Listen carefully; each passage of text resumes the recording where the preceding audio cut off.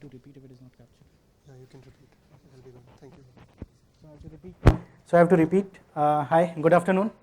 My name is Vinay, and I work as a team lead in Trimble, Pune. And as part of my portfolio, I work into automation testing and performance testing, and we use a lot of Python in our day-to-day life. And today I'm going to talk about load testing, and there are a lot of good performance testing tools which are present in the market. And we'll be talking about an open source Python-based tool that is Locust. And this is my Twitter handle. So if you have any questions after this session, you can get in touch with me on the Twitter. So let's start. So before we start talking about the Locust, I will first discuss why performance is important, why we need to performance test our application.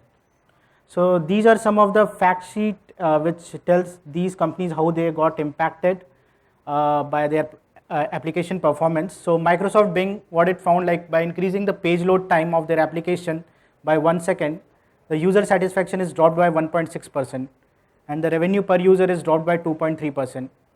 And if they make their site slower by 2 seconds, the user satisfaction is dropped by 3.8%, and the revenue per user is dropped by 4.3%, which is almost doubled. Barack Obama, he found that by making his site 60% faster, the donation conversion is increased by 14%. So there are a lot of impact of performance here. And these are some of the giants, Walmart, Firefox, Yahoo, Shopzilla. They have done some investigation and they found that by revamping their website, by decreasing the page load time, their speed, page view and the downloads have got impacted. So let's check the figures. So Walmart found that for every 1 second of improvement in the page load time, the conversion rate is increased by 2%, and for every 0.1 second improvement, the revenue is increased by 1%. Again, Amazon find that by improving the load time by 0.1 second, their overall revenue got increased by 1%. And on the other side, a 1 second loss is about $1.6 billion loss in a year for Amazon.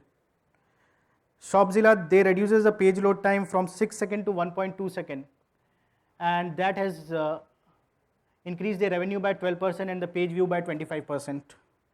Firefox reduces page load time by 2.2 seconds, and they found that it increased the overall download by 15.4%, sorry, or it is equivalent to 60 million more downloads a year.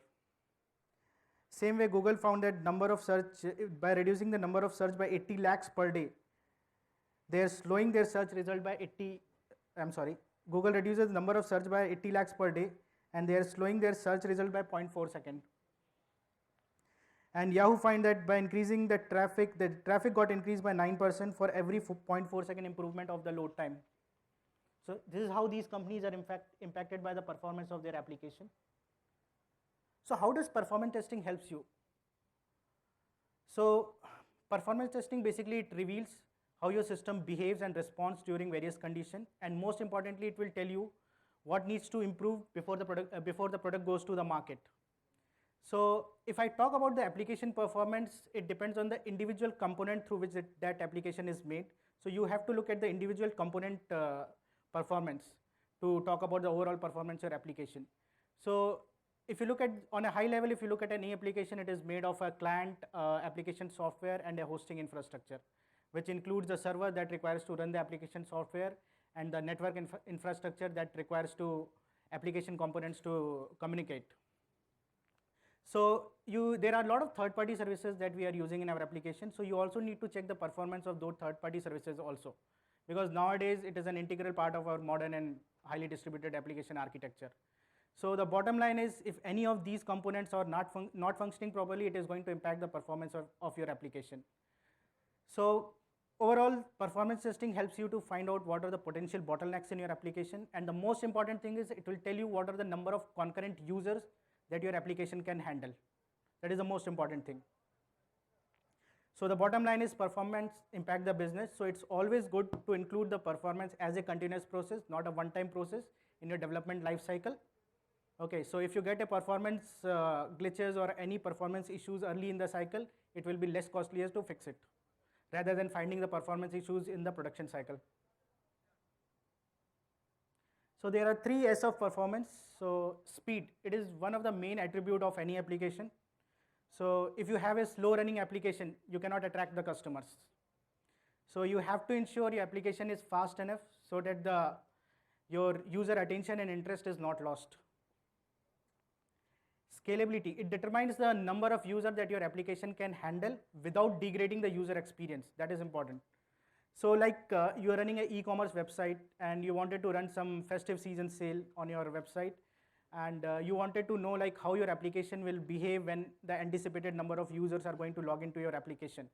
So it's good to do a performance testing for that, and you should know like what will be the time it will take for the user to navigate between the pages, what will be the time, how quickly he can make the payment, or how quickly he can buy the product. Okay, so during a load condition, how he can navigate between the pages, that is more important. So performance testing, basically it tells you like what are the number of users, what will be the performance of the application when the anticipated number of users log into your system. Stability, so it defines like how stable your application is under a load condition. So like when a single user is doing any transaction in the application, the transaction may be successful, but when n number of users doing the same transactions at the same time, it may not all the transactions will be successful.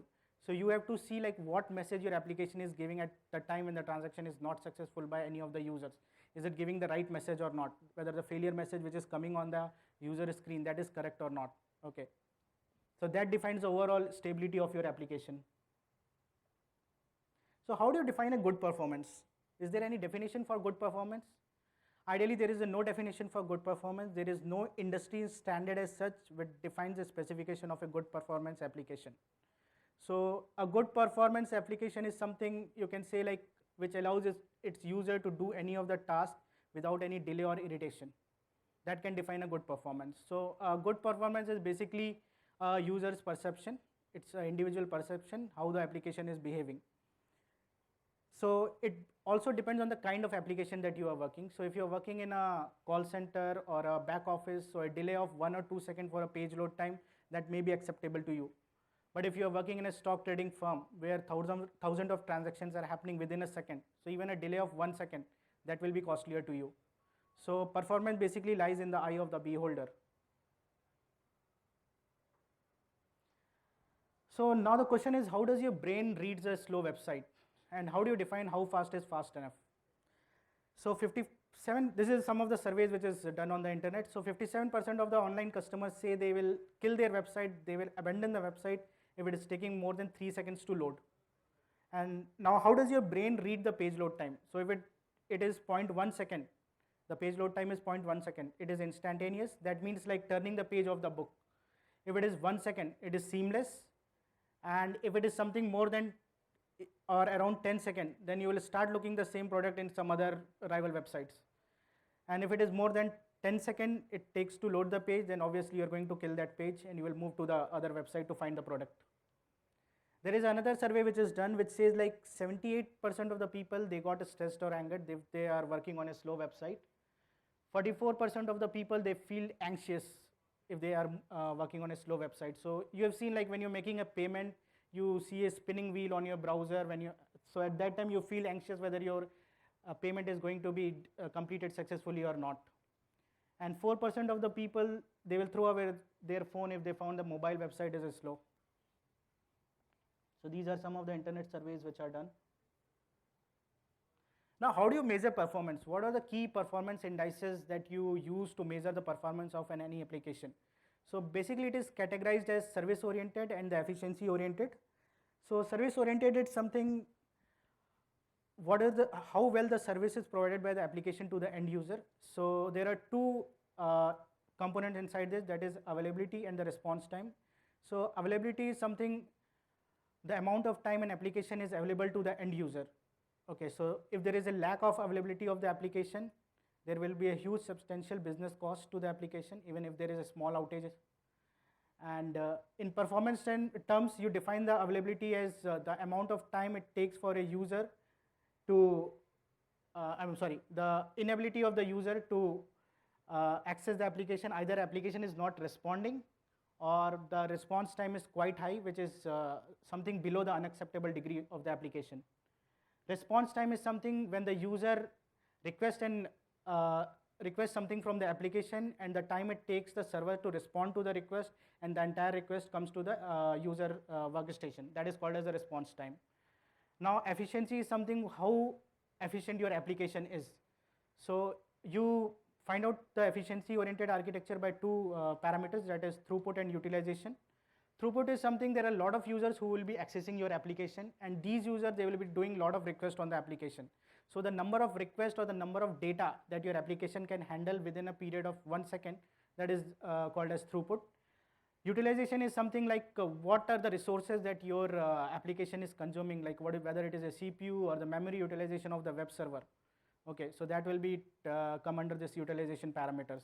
So what is the network bandwidth that is consumed by the application traffic, or what if like 1000 users log into your application, what will be the memory utilization or the CPU utilization. So those kind of things will come under the utilization. So these are the basically 4 parameters based on which you measure the performance. Now let's talk about Locust. So Locust is an open source Python based tool, and the most important, it is an event based. So if you have to benchmark like 1000 of the users from a single application, using other performance testing tools like JMeter, it is not possible to do it, because for every user that you simulate or every virtual user, it creates a thread for it. So like benchmarking 1000 users from a single application, it won't be possible through Locust, through JMeter. But if the same thing, if you want to do on Locust, it is very much possible, because it is using some lightweight processes called gEvent, which is a coroutine based networking library. So if you want like 10,000 users to be run from a single machine, you can do it through Locust. Secondly, it uses a Python script for writing the codes. So if you have to define the user behavior or the user task that he is going to perform in the application, so that can be defined in a normal Python class file. So if you look at the other performance testing tool, there you have to give some UIs or the XMLs that you have to define over there. But it is quite simple in the Locust. You just write a Python, normal Python file, and it will work. Next is, it is distributed and scalable. So like if you want to inject the load to your application from different machines, so you can make one machine as a master and another machine as slave. So we are going to talk about it in the later slides. And there is a beautiful web interface which gives you all the statistics for the performance testing that you are doing using the Locust. We'll see it in the next slide how it is. So it's a Python tool, so you can install it using pip install locust.io. Okay, so as soon as you fire the Locust command on the command line, this is how it will look like. So you have to open a browser on your local host, and the port is 8089. You provided the number of users that you want to simulate, and what is the hatch rate. Hatch rate is like what is the ramp up rate for the users. So like you are saying like 10 users per second I want to ramp up on my application, so that rate you can provide it here, and then you can start the test. So once your test is started, this is how it will look like. So on the left hand side you can see all the HTTP requests that I am giving, and what are the endpoints that I am using on my application, what are the transactions that users are performing. And on the right side, what are the figures that you can see, these are the statistics coming from the performance test. So you can see the number of requests, median, average. We are going to talk about all these statistics later in the slides. So this will give you the entire detail of the performance testing that you are running for your application. So if on the top, if you go, you can see 9600 users. So it will give you what are the current users that has logged into your application. It will give you the number of slaves that is running. It will give you the response per second, that is around 76.4 here. And what are the failures? So if there are like 10,000 requests are going, what are the percentage of the failure in that request? That also you can get it from here. So this is how basically the UI of the Locust will look like. And I've seen like most of the other good performance testing tools which are present in the market, they don't have a web interface. So mostly you have to go and check the XML, then you have to convert that XML into some CSV file, and then you have to look at the data. But the good point about the Locust is you can get everything on the browser. Okay, so let's see how do you write a Locust file. So just we'll look at the Locust, simple Locust file. Is it visible or shall I zoom in?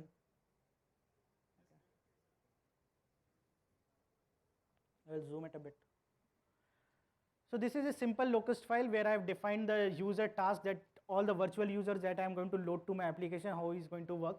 So for writing a Locust file, the main thing is that you have to define a Locust class.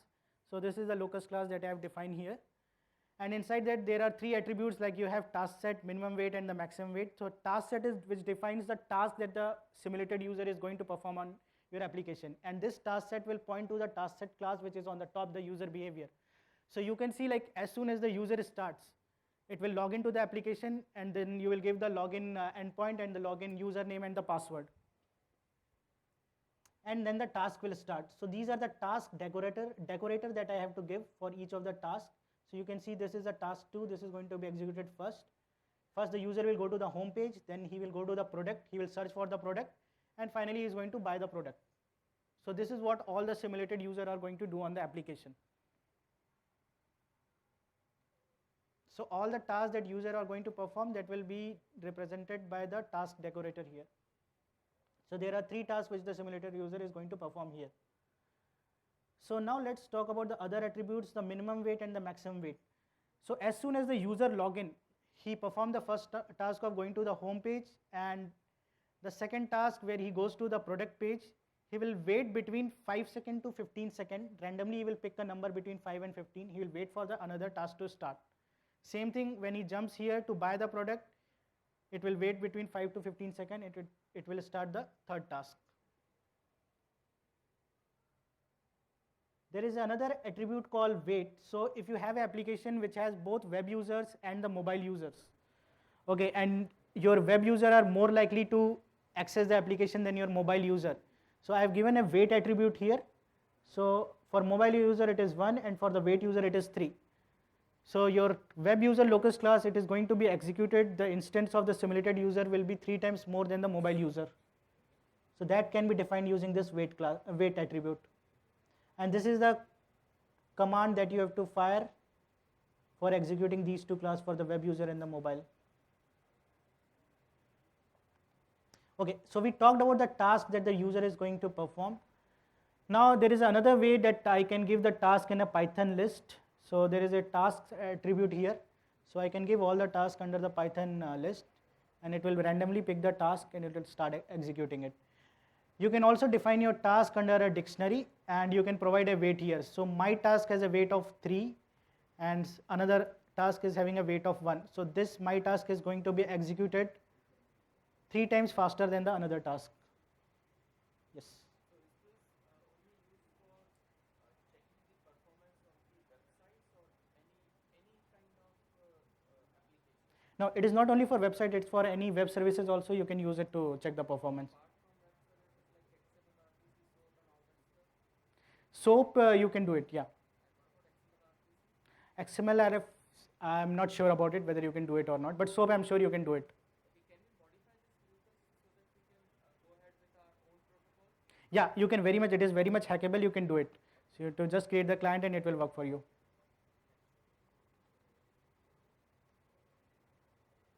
Okay. So now once all the task is defined by the user, the second thing to load the application is that you have to start sending the HTTP request to the application. So for that, the Locust provide a client attribute which is HTTP client, and it helps you to post all the HTTP requests like get, post, put, delete, all those things. You can do it using this client attribute.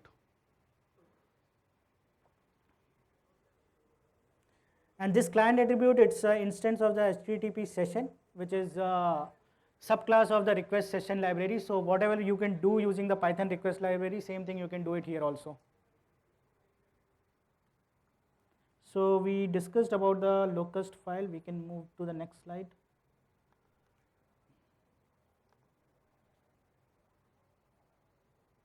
Okay, so Locust, it is a distributed and scalable framework. So if you want to simulate a use case where you want your application to be loaded from different machines or different geographical location, that can be very easily done using Locust.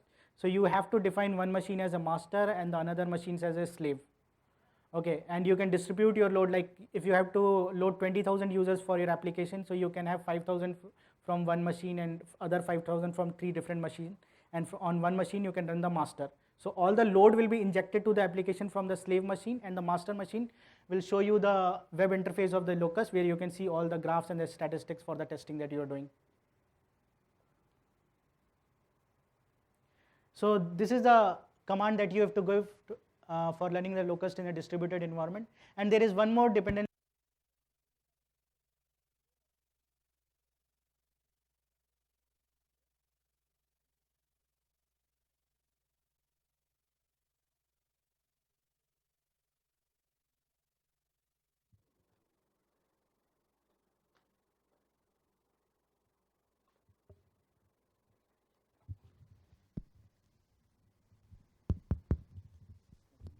Hello?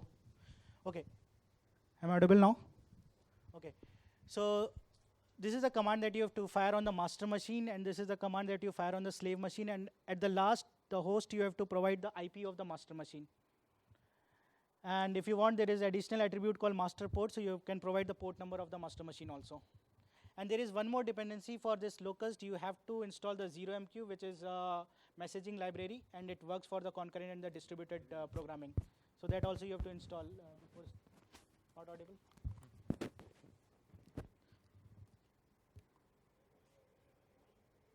Hello. Okay.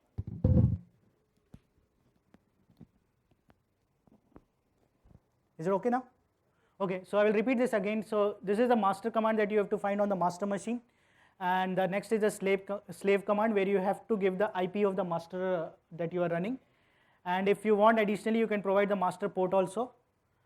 So there is another dependency that you have to give, that is 0MQ. It is a messaging library, and it is used for any concurrent or coroutine based distributed environment. There you have to provide install the 0MQ. Okay, so with this we are done with our performance testing. So another important thing is to analyze the performance result, which will really tell you what is exactly happening in the background of your application. So the first data that we all are interested to know about is the response time of the application. So if you look at the left hand side bar graph, on the x-axis I have given all the response time that is collected from the performance test, and I have given it in a bucket or a range. So I have like a range of 4 to 5 seconds, 5 to 10 seconds. So those range I have provided here. And on the y-axis I have provided the percentage. So what is the percentage of transaction that falls under this particular range? So like if you take the first graph, the percentage is around 38%. So 38% of the transaction, the use cases response time, 38% falls under this first graph. So it will just give you the distribution of the response time that you are getting during the test. Now look at the second graph. So you will see, like, as soon as you start your performance test, the response time is increasing, and it will load, and it will increase gradually as the virtual users are ramping up on your system. And on the top you can see, like, there are some peaks in the response time. So if there is a peak in the response time, there is some significant difference in the response time that indicate there is some error in your application. So you have to go and check what are the other server and the network KPIs to find out what is exactly happening in the background. There may be some slow running SQL, or there may be some DB deadlocks, or there may be DB utilization problem. Anything can happen. So for that you have to go and check the other KPIs also to find out what is the problem. Now this is how the data will be provided. You can see the tabular structure here. So you can see, like, this is how the data for a performance result will be provided. So if on the left hand side, the name, it has all the transaction that is done by any of the simulated user. And on the right hand side, it gives the data, like what is the minimum data point, what is the mean data point, what is maximum, last, and what is the standard deviation. So in order to analyze this data, this table, you should know a little bit of statistics. So if you look at the standard deviation here for the first row or for the second row, the standard deviation is quite high, which shows that there is an outlier in your entire data point. So like all your data points are here, there are some outliers which are lying here on the top. Okay, so there is some transaction which is making very high response. So you have to go and analyze why there is a standard deviation with such a high value. And standard deviation, basically it will give you how far your data point is from the mean of the entire data point. Now let's look at this graph of virtual user versus response time. So in the last graph we talked about the response time. So this is only the response time graph. Now here I am plotting the virtual user graph also. So you can see as the test start, the virtual user graph is, all the virtual users are ramping up here, and slowly the response time is also increasing. There is another graph, the third graph, that you can see here at the bottom, that is for the checkpoints. So this is the graph for the virtual user, this is for the response time, and the third one is for the checkpoints. So you can see wherever there is a peak in the response time on the top, the checkpoint graph, there is also a peak. So I have tagged the checkpoints with the response time so that you can analyze it better why there is a peak in the response time. So for any of the user which is failing in the system, so like if you are simulating 10,000 users for your application, so it's not necessary all the users will log into the application successfully. There will be some users who cannot log into the system. So if you bind up this response time with the checkpoint, you can see like what are the users which are failing. So that makes it necessary that the performance data that you are using for your testing, that should be correct. So you should always do a single user test before you go for any 10,000 or 20,000 performance testing. So you can see the users are ramping up gradually, and finally there will be a peak load where you can see the straight line on the top. So at that time, for certain duration of the performance testing, it is running on a peak load with all the users, all the simulated users have logged in, and finally it is ramping down.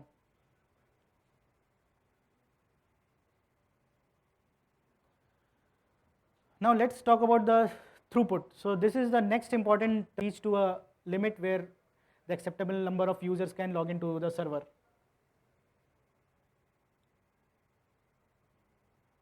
Okay, so this is the third graph where again I have plotted the virtual user versus the HTTP request that I am firing on my application. So you can see as the user will ramp up, the get and the post request both are in a increasing trend.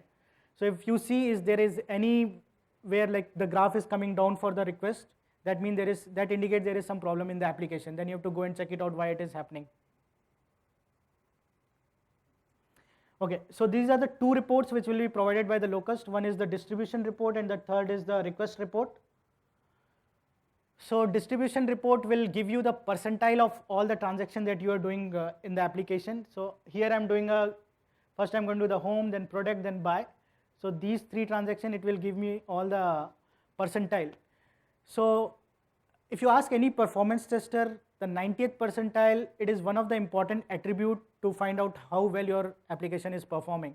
So Locust will give you all the percentiles. So if I take only the 90th percentile here for the first row, it is 4.5 seconds. So what does it mean? What does it mean by 90th percentile? That means like 90% of your data point is behind this value 4.5 and 10% of the data time is ahead of this 4.5. Now if I look at the request CSV file that is provided by Locust, it will give me all the transaction, all the endpoints, all the tests that I am doing on my application, and it will give its relevant statistics. So it has the number of requests, the number of failures. So I'm like, if I take the first row, there are some 12,748 requests that I'm sending for this particular transaction. The number of failures are 1. The median response time is 1600. The average response time is 2200 something. But if you see the median and average, again there is difference between median and average. Median is something which is the middle value, and average is something which is the mean of the entire data point that you are using. So still you can see there is a significant difference between median and the average. That suggests that there is something wrong in your application. Then you can see the minimum response time, what is the maximum response time, what is the average content size, that is the payload data that you are sending, and what is the request per second.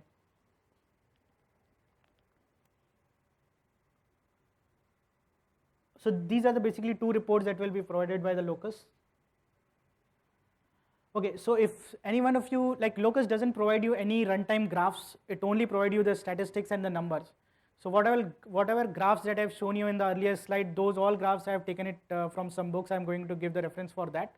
So in order to like generate the graphs from that data, you can either use Bokeh or you can use Matplotlib library. That's a graphing library. So for plotting the graphs, you need some result or some data. So it provides the result in the form of JSON. So you can use this data and plot the graph, and you can see what is the response time trend or what is the user load time trend. It gives both actually. So it gives a CSV also. So CSV you can download. If I go back, okay. Can you see here these two blue links, download request and download this? So these are the CSV files that you can download it from here.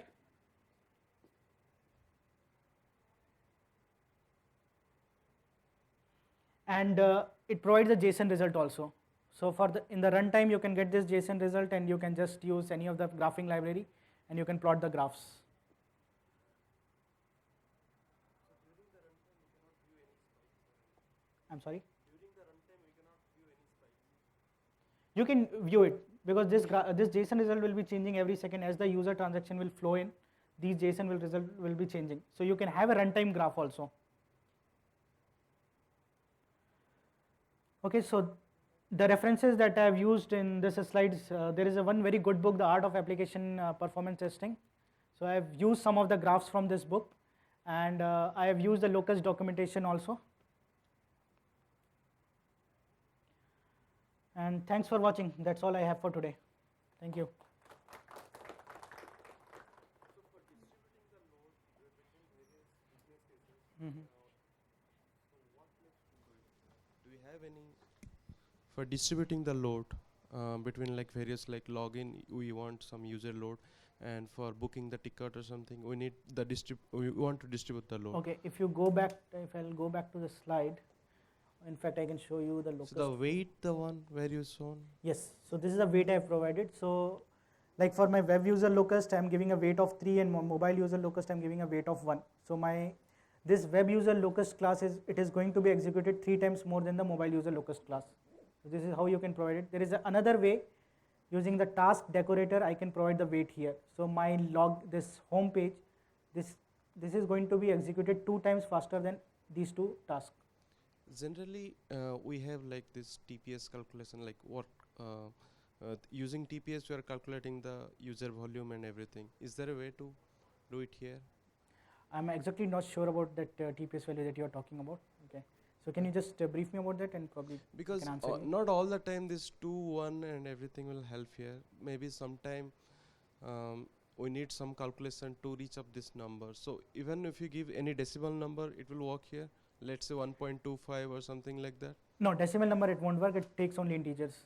So that's where like if you have specific requirement for user distribution, then we might face some issues.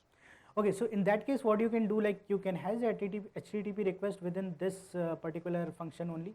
Okay, you can define all your HTTP request within one function, and there, I mean, this is a simple Python script only, so you can do programmatically, you can do it. So does this also generate virtual users?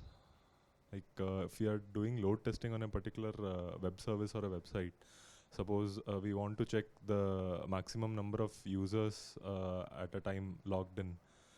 So would Locust.io be generating virtual users for this? It is basically generating the virtual users only. So if I go back to the slide, I'll show you. So here you specify the number of virtual users that you want to generate. So here I have given 300. Okay, and this second text box, it is the hatch rate. How many users will log into the system per second? That will be decided by this hatch rate. Hi, it was a really good talk, and I've got 2 questions for you. So first one would be like you said the concept of master and slaves, right? So for suppose I have got 4 time zones, and if I want to go to a particular time zone, and if I want to know the hits per second of a particular user, can I get it? Yeah, you can get it, and I've done the same kind of scenario using Amazon EC2. So where we can have the Amazon instance which will be running in different geographical locations, and then you can use the master slave concept that I've told about in the Locust Distributed slide, and you can make one machine as master and another machine as slaves, which are in different geographical locations, and you can run it like 20,000 users are there. So 5,000 users you can simulate from one machine, and another 15,000 from 3 different machines you can simulate it. And you can get the individual result for each of the machines from each of the instances. Then you can collect it, and then you can collate and combine, and you can see the entire result of the testing. Okay, and last question would be like as an end user, I'll be just looking into the web application. So for suppose if I'm using any API which gives a response time of 7 seconds, so even like to show that particular API response in a front end, like it may take some time, right? So while developing our APIs or any web development, so do we have to consider that part also? Kind of. I didn't exactly get your question. So what you are looking for, like if there is a response time that you want to see for the application on the web user interface of the Locust IO, right? Yeah. So on the top, can you see like there is a status running slaves, then this response per second. Okay. So that will tell you what is the total response per second which is going in the application right now. Okay. And it will change as the as the testing progress. It will keep on changing. So it's not a static number. It's a dynamic thing. Okay. Okay. Thank you.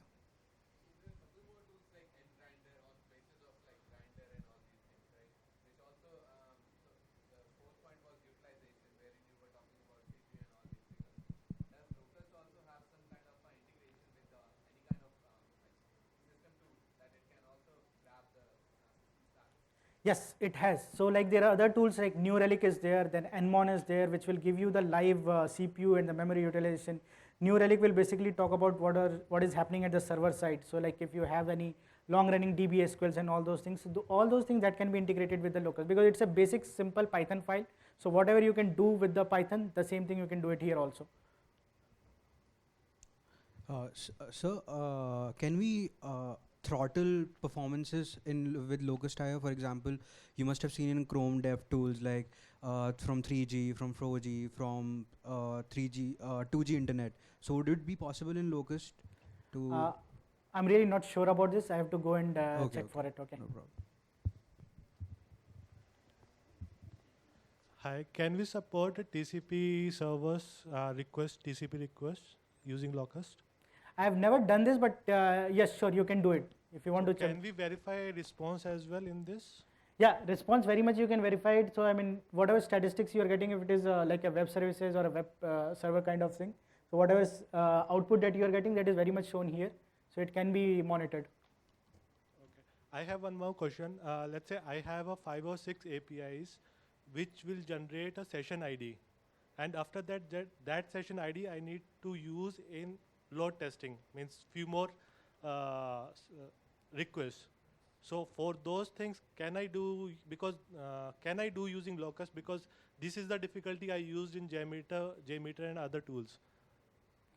So session ID by mean like the API response that you are getting, that you have to transform so to the for other that- request, right? Yes, for generating that session ID, I need to first send 4 or 5 API requests. After that, it will generate a session ID. Using that session ID, I need to test that load I need to check the performance of the application. Okay, so in the background it is using the Python request library. So whatever is flexible doing using the request library, same thing you can do it here. So what you are talking about, the same thing we are doing it in our application. So like we have to give some username and password, then you have to get the access token. That access token we have to transfer to the some other HTTP request. Okay, so the same kind of things we are doing it. You can do it through Locust also. It is possible. So I've shown it in my this class file. So I'm using this client here, the HTTP client. Okay, which is handling all my endpoints. So whatever response that you are getting here, you're talking about the session IDs or anything that you are getting here and you want to pass it on to here. So it is possible to do it from here. So let's say I have a 20 or 1,000 username and password, which each having a 5 to 6 requests first, then it will generate a session ID. So means for 1,000 users, I need to first run those 6 APIs, and after that it will create 1,000 session IDs. And using those 1,000 session ID, I have to send those session IDs to check the performance, right? So how it will work in that case? See, basically this is a very generic use case. So like if you have like 1,000 users are there, and what you are asking, like for each of the 1,000 users credential, using that credentials, you have to get the session IDs, then you have to perform the task for all the users. This is what you are looking for, right? Yes. So you can have those 1,000 users under an Excel or a CSV file, and since this is a Python script only, so you can read those credentials from that CSV file, then you can generate the session IDs, and then using the Python language, you can do whatever you want, and you can pass on that session IDs to other functions also. Okay. Okay. Yeah, thank you. I have a question here. Okay. So when we say we have to performance test an application, so often comes a scenario where there is a real world application and it's a bit complex.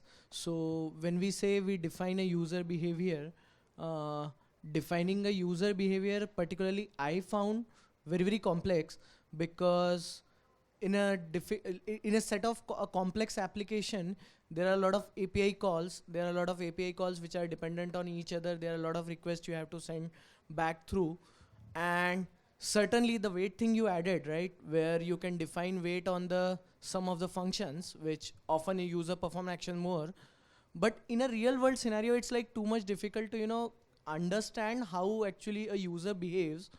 So I actually had a chance to use Locust sometime before, and we settled up with something called as log replay, because we found it too much difficult to actually put down the user behavior onto the stats, where how actually a user behaves is completely different from different geographies. Some users just comes and visit the home page and just leave. Some user just go throughout the whole site. Some users just go to career pages, and there is a lot of, some of them actually signs up, some of them actually do login, some of them. So it's a whole set of like a complex application, right? I mean, how do you get to that stat when we say these are the certain number of actions users have been performing more? Because when you really have to performance test, it should somewhat relate to what's your real users are going to use, right? So I mean, I found when I use Locust is like we can hit the max rate, but we don't know how actually the user is behaving. Okay, so if I shorten your question, you're trying to ask like how do you define the user request or the user task? How do you define it? Not only, and plus, like, what do you think about the log replay thing? I mean, if we just replay the log, those are the actual behavior of the user, instead of what we are writing into this. I mean, can you explain? I mean, I got your first question. What is the second question? I didn't get. So when we say we define a user behavior, we might not cover all of the cases, but what log replay does is it just replays whatever the set of actions it has been done on the past. So real users may be doing something different from what we have been testing from this tool.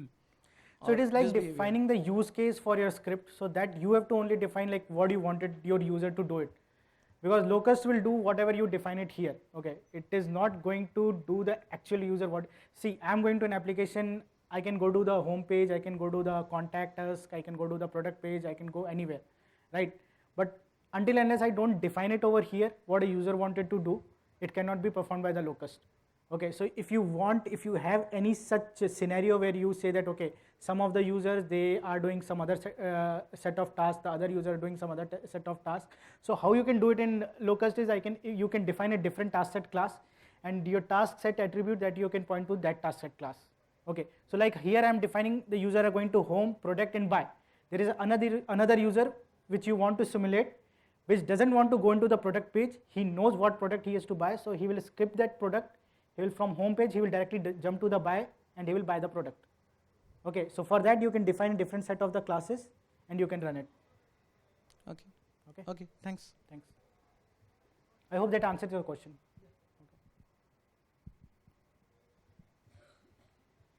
Okay, thanks everyone.